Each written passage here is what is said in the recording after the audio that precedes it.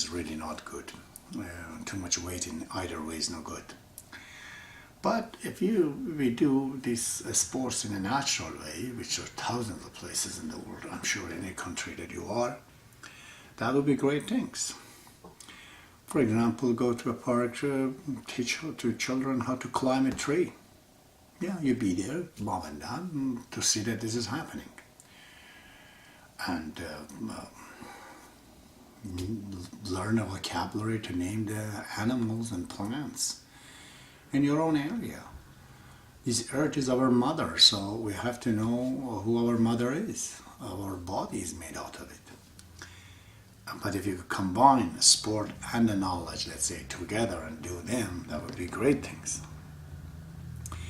The man's body and physicality is the constitution of the earth. In the beginning I said, Abdul-Baha says, it's really not a Euclidean mathematics, it's a natural mathematics, so it needs to be in those environments. And nature is the greatest things for that. It really relieves a lot of people. The other things that we could do is to meet friends, meet family members that we haven't seen. Put it on the list to go see uncle, aunties, cousins, and get together and do discussions. We could do a lot of volunteer works. There's so much of it around that there are good things to do. But this associations with people and communication is very great. I've always said that. That's the best solution for the stress. It's like osmosis pressure. In the osmosis pressure in the physics, they say that if there are two liquids of different concentrations separated by a semi-permeable membrane, like a plate with a small minute holes in it, gradually in time from the higher concentration and the lower concentration, they go together and they to become the same concentration.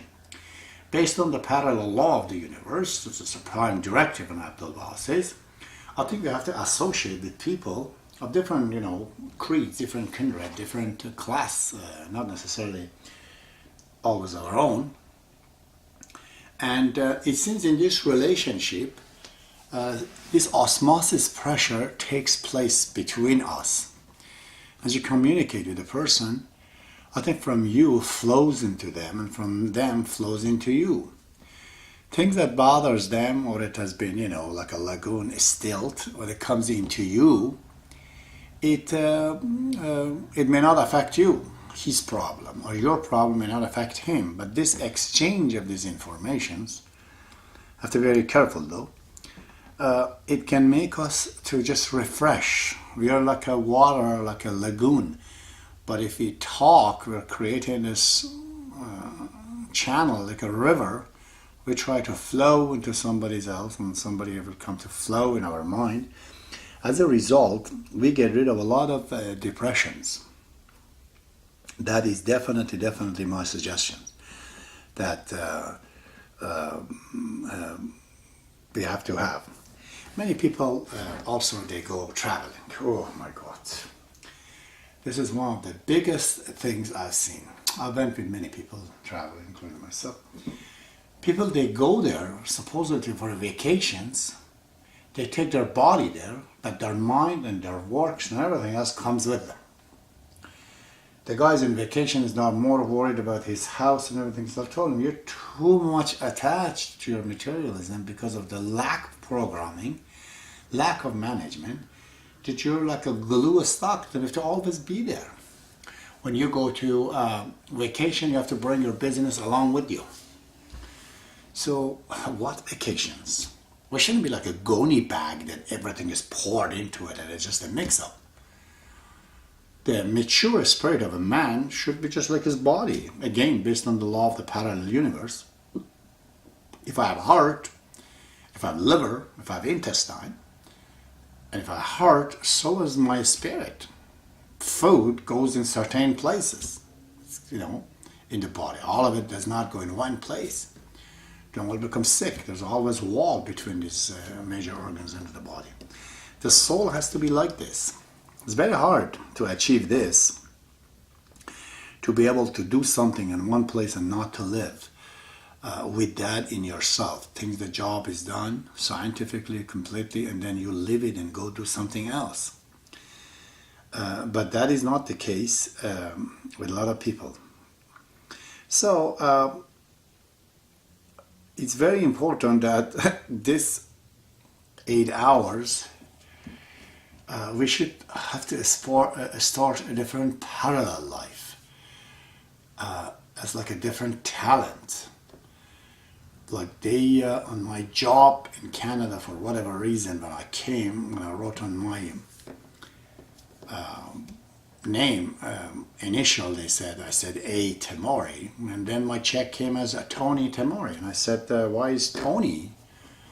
Not Tony. They said, well, you know, you look to be an Italian from Palermo, and A, we thought is Anthony. I said, no, my name is not Anthony.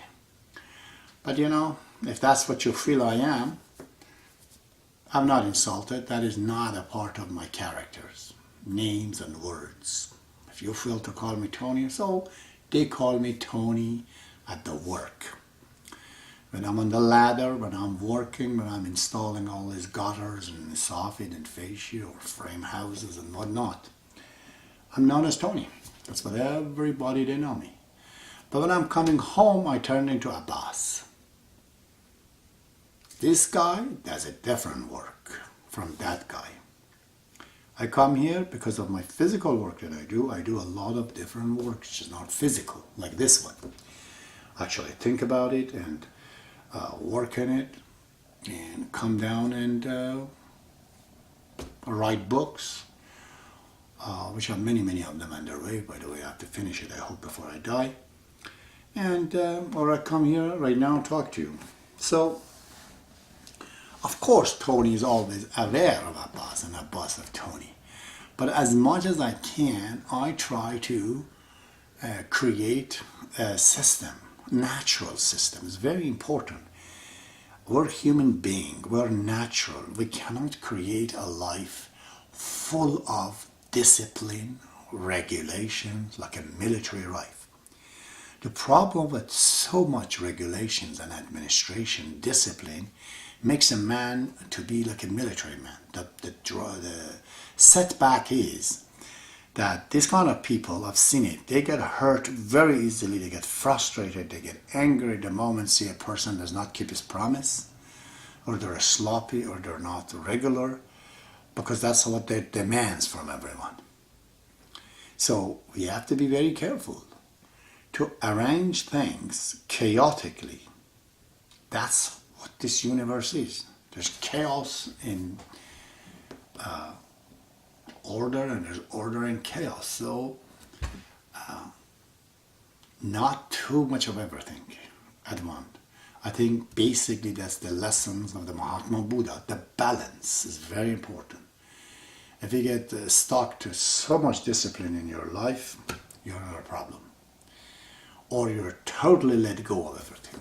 That's another problem. Those kind of people, they're always edgy, agitated, and worried, like many pictures over the top of each other on a camera that you can't distinguish. But it really, so these kind of people, they have not solved one problem in their brain and they're entering into the other one. And these two overlap and create a third problem, and they don't know what it is. So when you start one thing, Shoghi Effendi says, finish that thing. Finish it, close it, then start the next one. Don't let something go and put another one on the top of it and solve and resolve, and you go on and on. That is bad. That's a sloppy. That's really chaotic. But so much as so also too much of a discipline. You have to be very, I think, in my opinion, very careful to not to do both of them. Either side. Too much of either side is not very good. So, we have 8 hours. What do we do about these 8 hours? I mentioned a few things. Sounds cliche.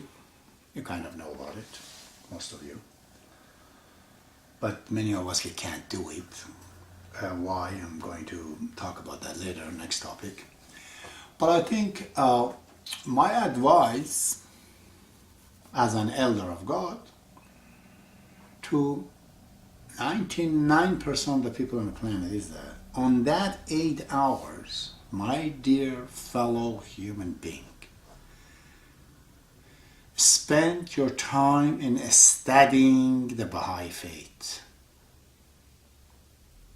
The studying of the Baha'i faith, you could do it by yourself, but if you do it together, that would be the greatest. Try to discuss over the topic with each other. Do not read the book on your own thinking you got it. If two people are reading one book on one chapter and they get together and they start to say, okay, what do you understand from this chapter? And he says this and the other says this. It's amazing. One book and there are two different, views are there. Some of the parts is essentially omitted by one person, other person absorbs the other part. But when these things get shared and say, this is what I think it was, this is what I think it is, that would just help so much, help us in every other things we do in the world. Tomorrow at the work we're better. We're better communicator. We're better with people. Now, you want to learn the practice of becoming a strong individual? Teach Baha'i faith. Read it and go talk to your friends about it. Do not approach a political view on this. See, the faith of God is again like nature. Stop in your head trying to convert somebody to your thoughts. If I want to convert somebody to myself, then he will become me. Then in the universe there are two of me.